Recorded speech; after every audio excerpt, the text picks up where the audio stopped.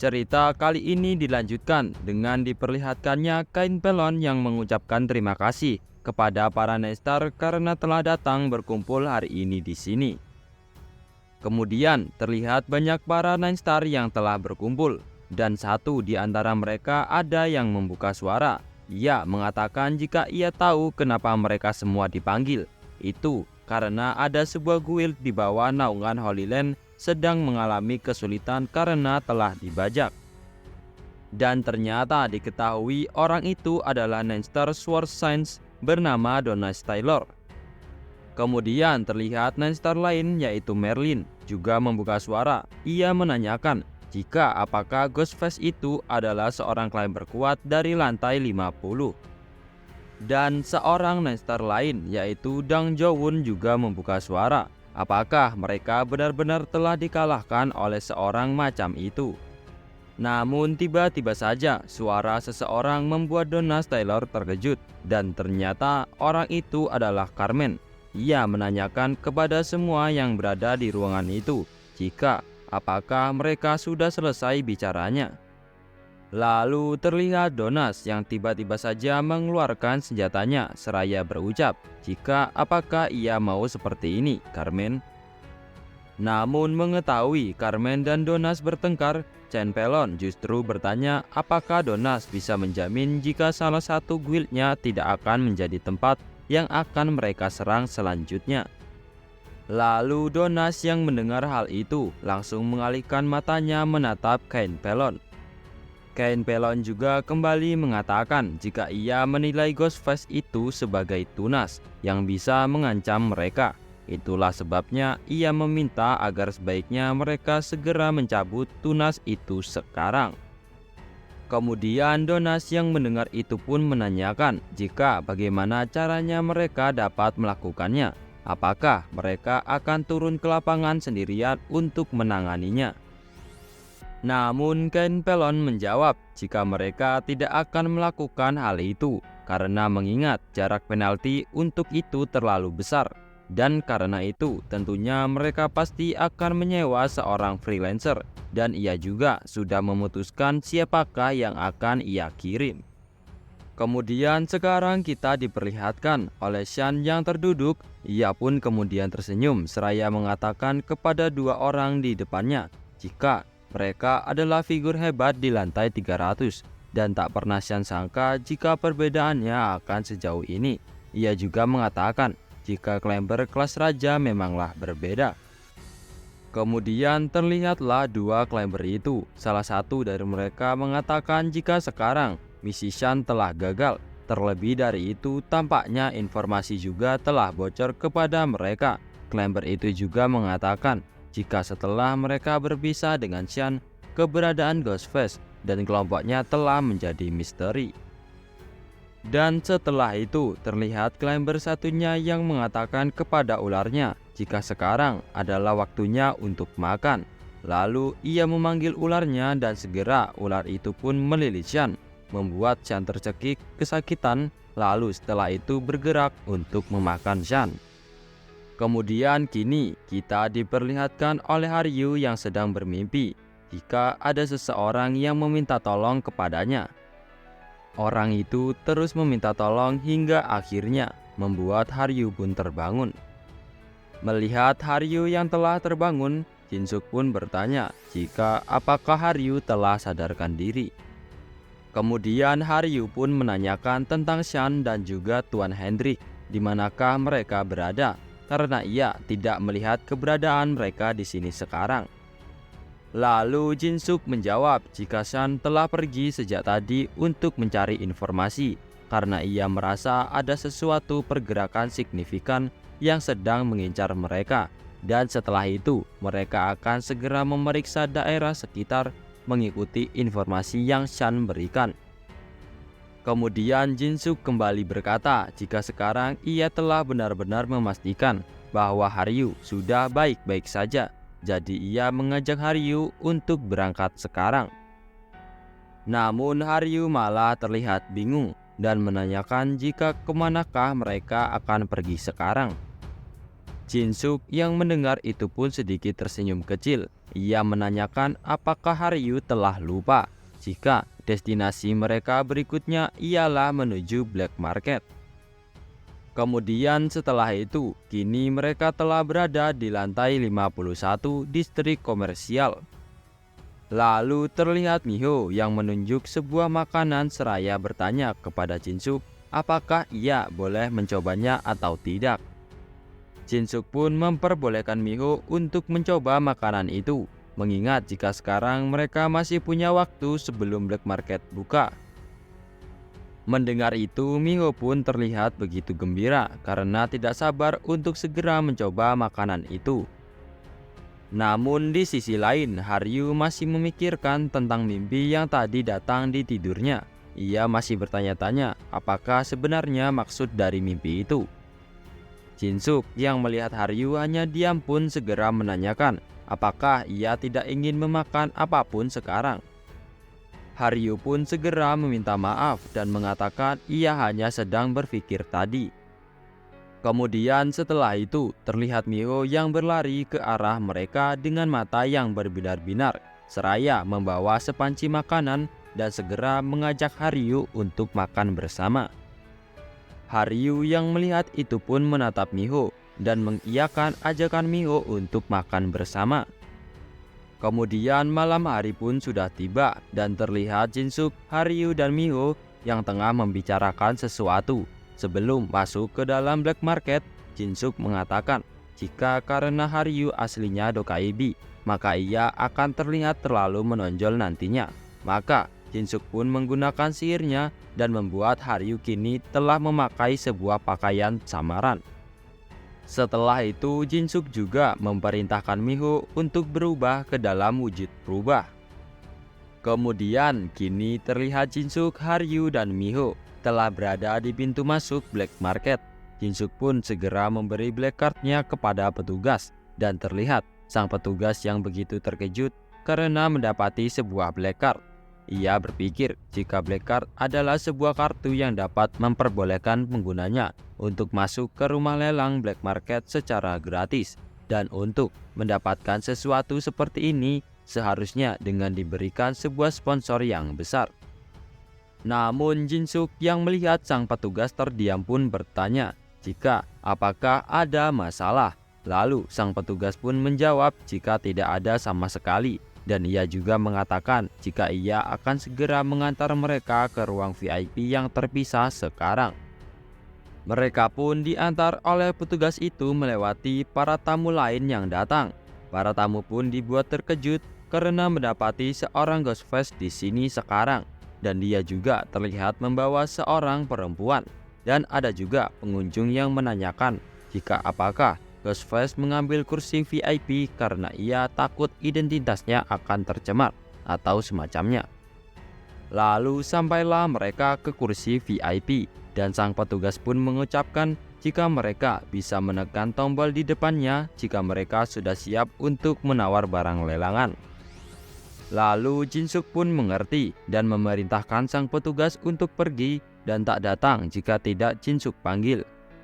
Dan setelah petugas itu meninggalkan ruangan VIP, terlihat di sana ada seseorang di atas panggung dengan suatu barang di sampingnya yang sudah siap untuk dia lelang. Dan terlihat orang-orang di sekitarnya yang begitu semangat mengikuti pelelangan itu begitu barang dilelang. Kemudian setelah itu, kini terlihat Miho yang telah mendapatkan sesuatu yang telah ia beli dari pelelangan, yaitu jimat Simon yang ia beli dengan harga 350 emas. Kemudian setelah itu Jinsuk berucap apakah hanya perasaannya saja atau memang hanya ada sedikit item yang layak untuk dibeli. Lalu Haryu membenarkan perkataan Jinsuk itu. Ia juga berucap jika di sana juga dikerumuni banyak orang. Jinsuk pun membenarkan ucapan Haryu itu dan ia juga merasa ada yang aneh karena melihat ada begitu banyak orang yang berkerumun di lantai bawah sana. Yang pasti ini berarti sesuatu yang besar akan segera muncul. Kemudian terlihat orang yang berada di atas panggung tadi berucap jika sekarang ia akan menunjukkan item yang akan dilelang selanjutnya. Namun di saat itu juga Haryu langsung menyadari sesuatu. Haryu pun berdiri dan Jinsuk yang melihat itu pun menanyakan apakah itu berkualitas rendah. Namun terlihat setelah itu Haryu malah melompat dari atas lantai menuju ke lantai bawah. Dan di saat yang bersamaan Jinsuk pun berteriak menanyakan kemanakah Haryu hendak pergi. Ternyata Haryu melompat ke bawah karena mendengar ada suara yang terus-menerus memanggilnya dari dalam kotak lelang yang masih tertutup kain itu. Suara yang sama seperti suara yang ada di dalam mimpinya. Haryu pun terbang mendekati kotak yang ditutup oleh kain itu dan berucap jika ia akan segera menyelamatkannya. Namun di saat Haryu berusaha mendekati kotak itu, tiba-tiba saja terdapat pengunjung lain yang menghadangnya. Melihat ada yang menghalanginya, Haryu pun segera meminta agar mereka minggir. Namun setelah itu, justru tiba-tiba Haryu diserang oleh seseorang pengunjung lain yang membuatnya jatuh terpental. Dan terlihat seorang pengunjung gendut pun mengatakan kalau berani-beraninya Haryu berusaha untuk menyentuh barang yang telah ia incar. Setelah itu terlihat Jinsuk yang datang mendekati Haryu seraya mengatakan kepada mereka jika sebaiknya mereka menyerah dan bertanya apakah mereka tidak tahu siapa yang telah mereka sentuh.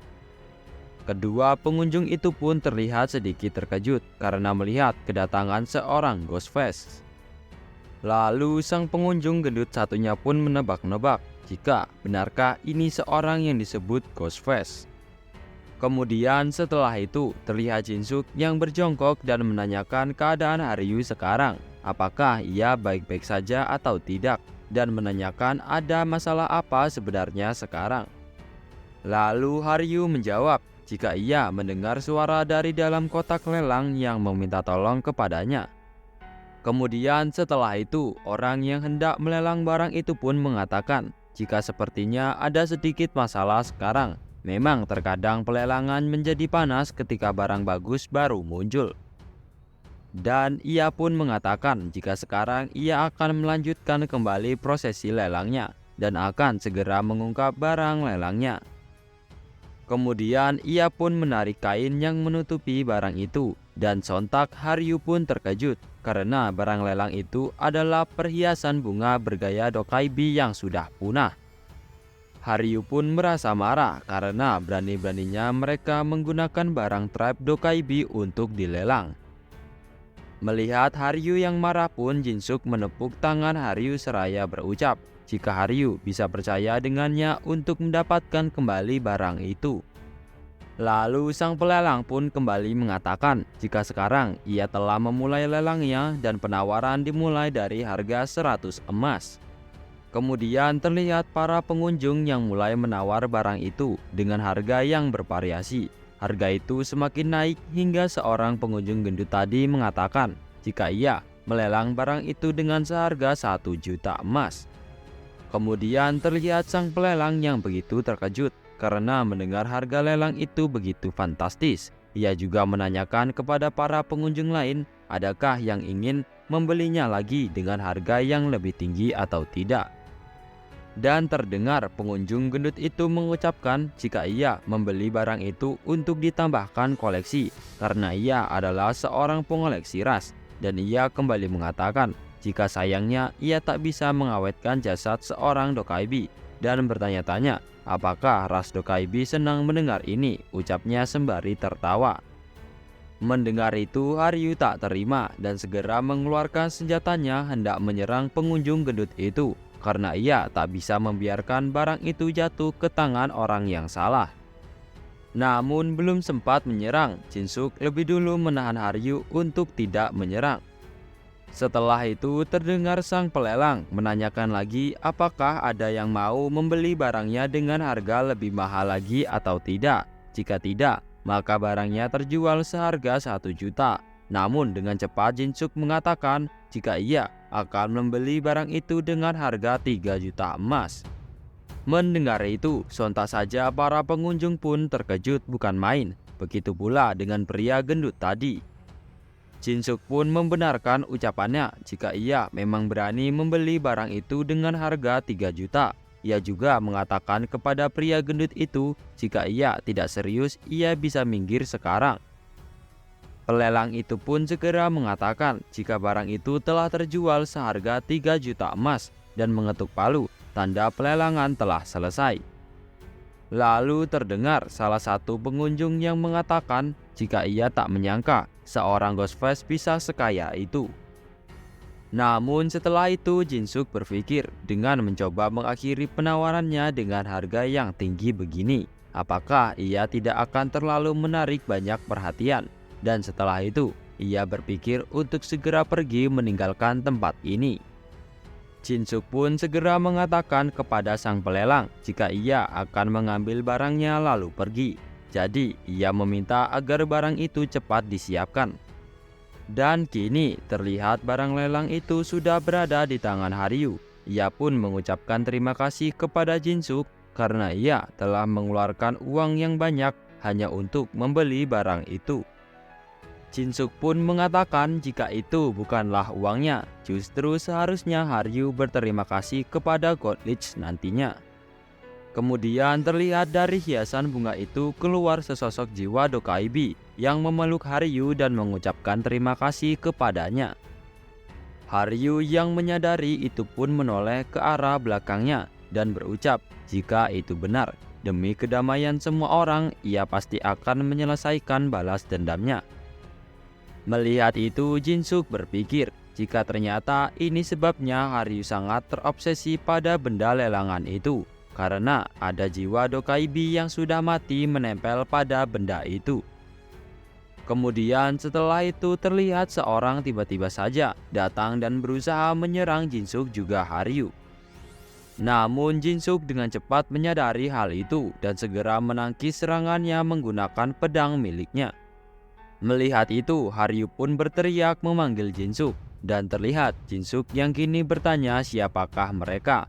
Lalu tak lama Jin-suk menyadari bahwa orang itu adalah dua orang yang berada di rumah pelelangan tadi, karena ia melihat ada pria gemuk yang tadi berebut barang lelangan dengannya berada di sini. Mendengar ucapan Jin-suk yang mengatakan ia gendut, pria gemuk itu pun berucap jika itu bukanlah sesuatu yang pantas untuk diucapkan, padahal ia telah berbaik hati memberikan barang lelangnya tadi kepada Jin-suk. Jin-suk pun menjawab jika memang pria itu benar-benar menginginkan barangnya, seharusnya ia memperebutkan di pelelangan tadi. Jin-suk juga mengatakan untuk jangan mempertaruhkan nyawanya hanya demi sebuah barang. Mendengar ucapan Jin-suk yang mengatakan jika ia menginginkan sekali barang itu, pria gendut itu pun tertawa keras. Ia berucap jika ia sama sekali tidak peduli dengan perhiasan semacam itu, dan ia juga mengatakan jika asal Jin-suk tahu saja, sekarang ia bisa mengawetkan seorang anggota Dokaibi asli yang sudah punah. Mendengar itu, Haryu pun marah dan segera mendekati pria itu untuk menyerangnya, sembari mengatakan, coba saja kalau kau bisa. Namun dengan cepat laki-laki itu mengeluarkan sebuah palu dan menggerakkan palu itu ke arah Haryu. Melihat itu Jin-suk pun berteriak dan memerintahkan Haryu untuk tidak bertindak ceroboh. Namun dengan cepat orang satunya tadi menyerang Jin-suk dan beruntungnya Jin-suk dapat menghindari itu. Pria itu pun mengatakan jika sekarang Jin-suk sedang berurusan dengannya. Jin-suk pun mengamati laki-laki di depannya ini dan ternyata ia adalah seorang swordman yang setara dengan Hendrik. Bahkan mungkin lebih tinggi darinya. Maka dari itu untuk menanganinya, kini Jin-suk menggunakan kekuatan Battle Foresight. Jin-suk juga mengatakan jika kedua orang di depannya ini memang kuat, tetapi lambat. Jadi dengan respon cepat dari Battle Foresight, maka ia dan Haryu pasti akan menang. Lalu setelah itu terlihat Haryu yang bergerak untuk menyerang pria gendut itu tadi. Namun sebelum Haryu berhasil menyerangnya, lebih dahulu pria gendut itu membuka palunya dan membuat sebuah racun keluar menyebar. Haryu yang menyadari bahwa pria di depannya ini mengeluarkan sebuah racun, ia pun segera menghentikan serangannya dan menutup hidungnya menggunakan tangan, karena ia harus menahan nafasnya sekarang. Segini dulu video pada hari ini. Terima kasih buat kalian yang selalu menonton video Mimin sampai akhir. Dan Mimin minta maaf kalau ada salah kata. Mimin akhiri. Sampai jumpa.